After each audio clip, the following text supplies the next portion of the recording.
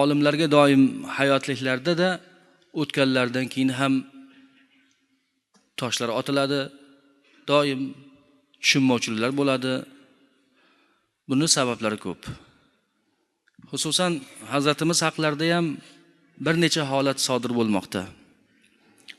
Birinchisi u kishida haqidagi qissalarning mubolag'asi. Mubolag'a qilish kerak emas. Alloh taolo ilm bilan ularning darajasini ko'tarib qo'ydi, shuni o'zi yetarlik. Masalan, hozir o'sha Islom.uz portali bu haqda murojaat ham qildi, mubolag'a qilish u kishi haqlarida. Buxoro masalan madrasasida tarixxonasi kechasi ishlatilgan kechaklarni tozalab o'tirgan ekanlar. Kimdir kelib sheriklari u desalar kibringiz sindiring degan gap. Kamolonni masjidning tarixxonasini kechasi tozalab ketar ekanlar degan gap. Hazrat biron marta Kamolon masjidning tarixxonasiga kirmaganlar masalan. Hokazo shunday mubolag'alar kerak emas.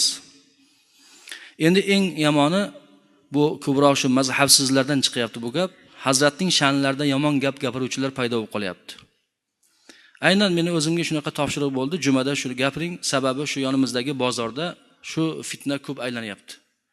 Ba'zilar ichlari kuyib gapirsa, ba'zilar taqsir haqida xunuk yarashmaydigan yomon gaplarni gapirishyapti ekan.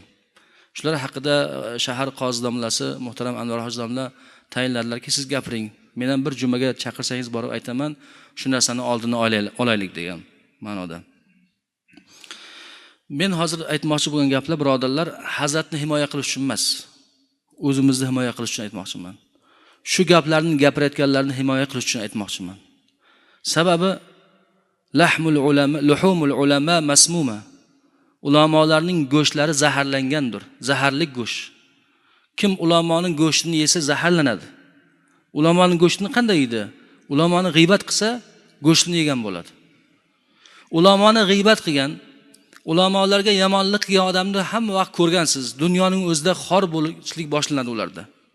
Doim ulamolarga dushmanlik qilganlarning azobi oxiratda emas, dunyoda boshlanadi. Oxiratda alamlik davom etadi. Ulamolarni g'iybat qilmangki, ularning go'shti zaharlikdir.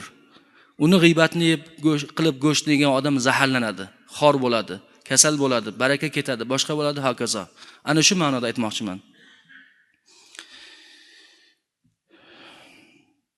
Alloh subhanahu va taolo ustozimizda mag'firat qilgan bo'lsin, rahmat qilgan bo'lsin. U kishini o'zlarining oldilariga qo'ygan maqsadlari bor edi.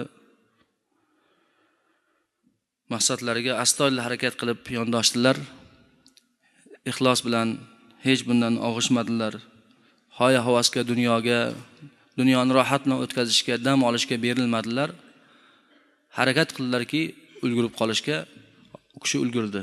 Alloh taolo barakatli qilgan bo'lsin va davom qilishga bizlarga o'zi Parvardigor subhanahu va taolo ixlos va kuch g'ayrat ato aylasin.